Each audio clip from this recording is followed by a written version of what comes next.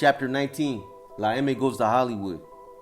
Lyle and Eric Menendez were brothers who shotgunned their parents to death as they sat in front of the television in the den of their Beverly Hills mansion eating strawberries and ice cream. During 2 trials, they put on a defense saying their multi-million-dollar father, president of a media company called Live Entertainment, had molested them for years. The case became fodder for national news coverage and a made-for-TV movie. The sons, who were competitive tennis players, lived a playboy life after murdering their parents. That is, until their psychiatrist told police the Menendez brothers confessed to him during therapy sessions. Ultimately, they were convicted of first-degree murder and sentenced to life in prison without the possibility of parole. Big drug dealers, celebrities, and people with money in jail or prison are often targeted by the Mafia for extortion payments. The Menendez brothers were no exception. After the Boom Rostro hit, Topo Peters and Boxer were working on it in a low-key way. They were now housed in high power on G-Row, a stretch of 8 cells enclosed in glass. The food there was terrible. Inmates were given jute balls, a punishment diet that consisted of ground-up meals containing basic nutrients, all compressed into a single loaf of food. The jute ball isn't pretty to look at, and it tastes even worse. Eric Menendez was housed within shouting distance of F-Row. Boxer and Topo passed him $20 with orders to buy them some candy bars at the jail store. Somehow, Eric got caught and couldn't deliver the merchandise to his new mafioso acquaintances. Boxer and Topo had no plans to hit the Menendez boys over some canteen items, but apparently the brothers were a little spooked by the predicament. Eric complained to Leslie Abramson, his defense attorney, that he could get killed by La M. She in turn went to Cuate Grajeda just before he was shipped off to prison and asked him to intervene, to keep the Mafia off her clients. Boxer later said, "I never understood why they, the Menendez brothers, did that. Actually, I like those kids." Boxer noted that when Lyle first entered the jail, he was housed just a couple cells down on A-Row in 1700 High Power. All the time, this Beverly Hills playboy was wearing a do-rag on his head like some cholo from South Central Los Angeles. Enriquez figured the kid, fresh off the tennis court, probably wanted to adjust to the terrain by looking a little tougher in his new jailhouse environment. No problem. Suddenly one morning, a sergeant and 2 deputies came storming into the cell block and stopped in front of Lyle's cage.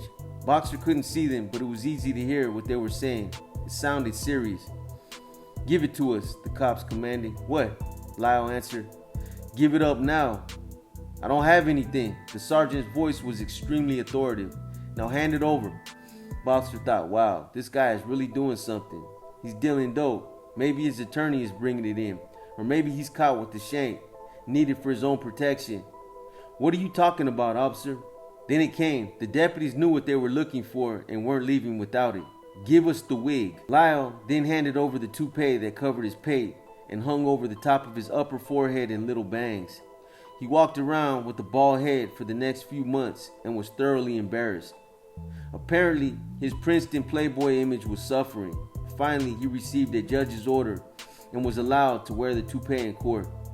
"Just shave your head, man. Don't worry about it," Boxer told Lyle. "Most of the younger gangsters in jail have full heads of hair and still shave their skull." Enriquez didn't understand it.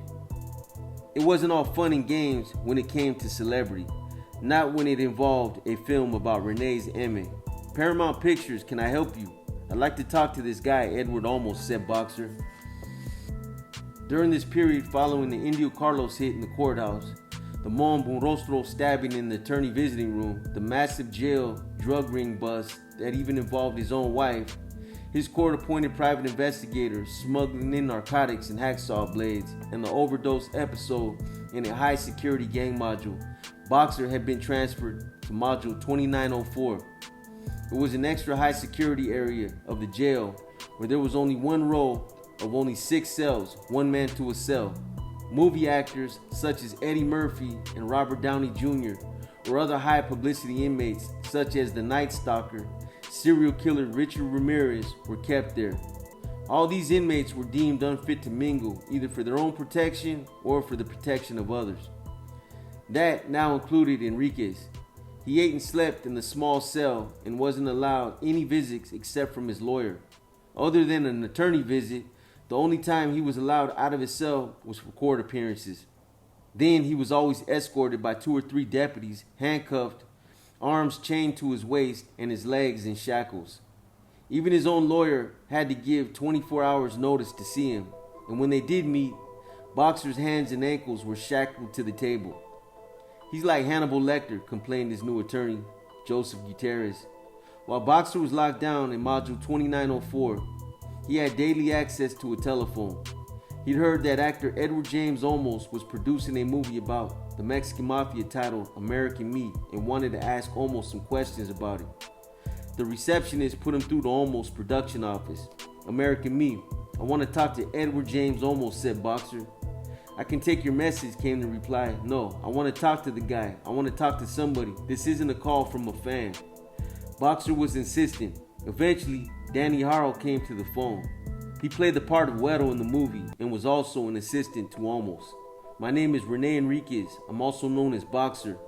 He never mentioned he was a mafioso, but Harrell instinctively knew that he was on the phone with a mob guy, someone who could hurt him.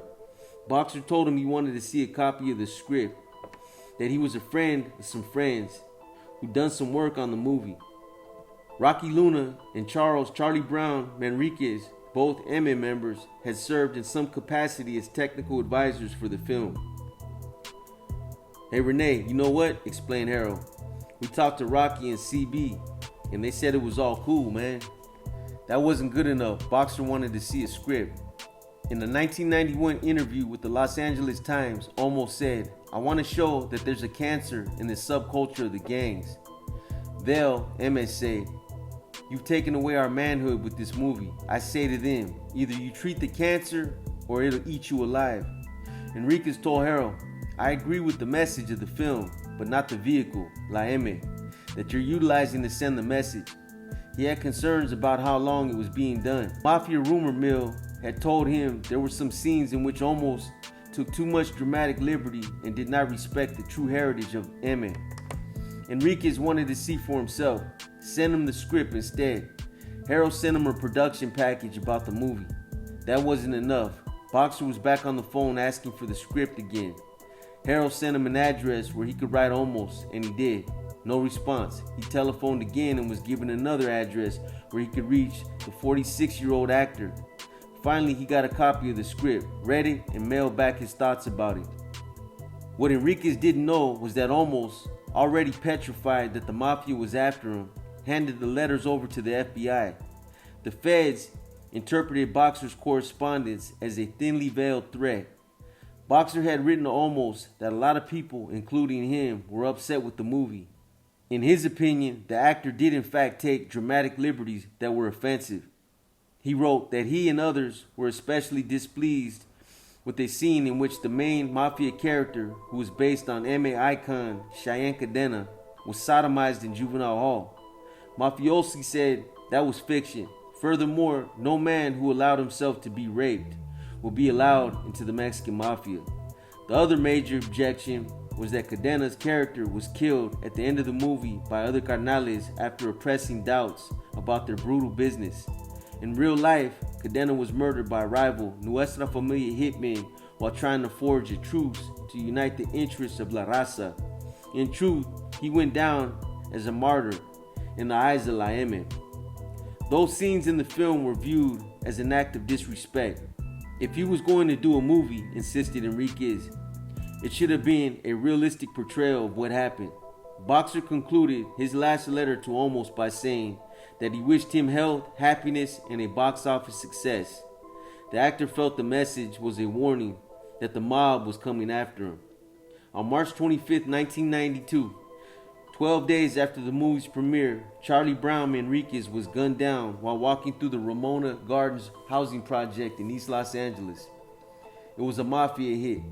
Newly made David Smaleon Gallardo of Big Hazard later bragged that he shot Manriquez in the face, and when he turned and ran, he shot him again in the back. He ended up with 6 bullets from a .380 caliber handgun in his body and a business card in his pocket from American Meat. 53-year-old Charlie Brown had been a hopeless junkie who lived like a bum in an abandoned garage near the projects. Nobody wanted to waste a bullet on him, remembered Boxer. A year earlier, Menendez had twice failed to carry out a Mafia-ordered stabbing while at the state prison in Chino. Evidently, he made his contribution to the American Me Project for a new pair of tennis shoes and Levi's. This was just an affront to the organization, explained Boxer, and we couldn't tolerate it. CB was a man already marked for death. His participation in the movie sealed it. On May 13, 1992, Ana Lizarraga stood with her son in the driveway of her home, located just outside the Ramona Gardens housing project, packing the family van to go to her mother's funeral. Ana was known as the Gang Lady because of her work with an LA County-funded program called Community Youth Gang Services.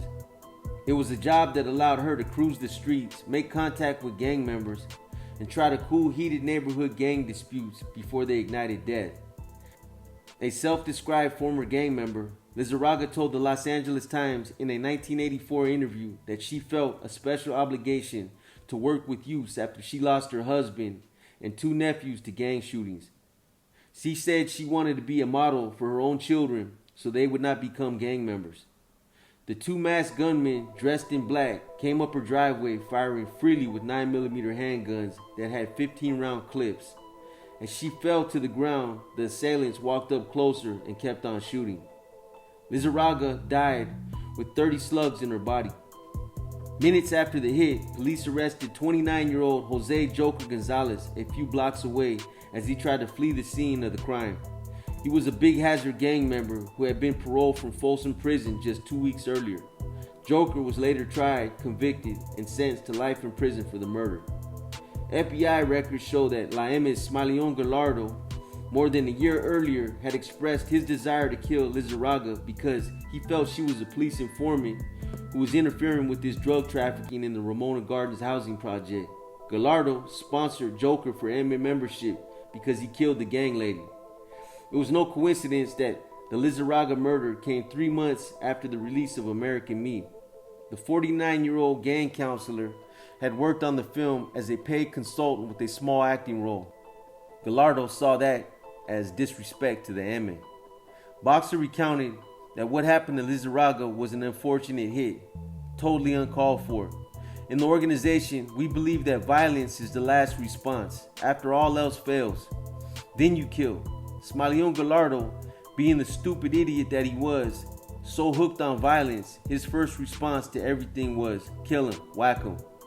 Then on August 7, 1993, the bullet-riddled body of Rocky Luna, an upper echelon Mexican Mafia member, was found slumped over the driver's seat of a compact car parked at the Ramona Garden housing project. The car doors had been left open. The rear window was shattered by gunfire. Rocky had long been known as the Godfather in that area, but that did him little good in the end. He made some negative comments about Topo and Black Dan. Other mafioso claimed that Luna had twice failed to carry out a hit on an alleged foreman named Arthur Mad Dog Roselli. 29-year-old Alex Pee Wee Aguirre, an MMA member from the Avenues, was the trigger man who took out Rocky. Smaleon Gallardo, who provided the gun for the hit, also complained that Luna was trying to undercut him in the neighborhood. Boxer Enriquez recalled that it was mob politics for Gallardo, who wanted to unseat Rocky as the godfather of Ramona Gardens. Also, Gallardo knew there was another leftover issue that bothered a lot of carnales. Rocky Luna had served as a consultant for American Me and allowed filming to take place in his territory, the Ramona Gardens housing project.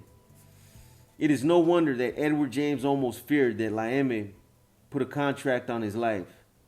Almost sought counsel from Eme dropout Ramon Mundo Mendoza, who warned him, "Don't underestimate these people. If they're obsessed with getting you, there's nothing you can do to stop it." Months before Luna was executed, Olmos applied to the Los Angeles Police Commission for a permit to carry a gun for his own protection. Eddie, said one close friend, is living with this 24 hours a day. The commission denied his request, including that the filmmaker couldn't show proof that he was in serious and immediate danger. He went everywhere with the bodyguard, LA County Sheriff Sergeant Richard Valdemar said. Almost ran all over the country trying to get away from the Mexican Mafia. Then, on the witness stand before a grand jury, he forgot everything. A year after the movie's release, Mafia kingpin Joe Morgan, locked up in Pelican Bay State Prison, actually filed a lawsuit against Almost, Universal Studios, and several others, seeking $500,000 in punitive damage. In the suit, Morgan argued that a character depicting him in the film committed crimes that he didn't do and that this hurt his chances for parole. Shirley J. McDonald, Morgan's attorney at the time, said, even if these things occurred, they still don't have the right to appropriate his likeliness or his story without permission. The case was eventually dismissed. Boxer Enriquez maintained that Almost was right to be concerned. The prison wing of La M discussed hitting Almost, then finally decided not to take any action, but also not to lift a finger to stop it either. At the same time, he explained, Chuco Castro, Wedo Shryrock, and Smaleon Gallardo, all members out on the street, were plotting to get the actor-director. Yeah, recollected Boxer Enriquez, there were people who would have killed him at the drop of a hat. If he would have been at the right place at the right time, they would have killed him. It's not clear whether Joe Morgan ever got a dime. He died of liver cancer on the Corcoran State Prison Hospital ward on November 9, 1993. He was 64 years old. Boxer believed that Almost did pay extortion money, $50,000 to $100,000, that most likely went to Chuco, Smaleon, and Pee Wee Aguirre. Almost isn't talking. I never got anything out of that, said Boxer. I never participated in that extortion plot. Yet I got blamed for extorting Almost and having shared in the payoff. He just wanted a copy of the movie script and a chance to voice his displeasure.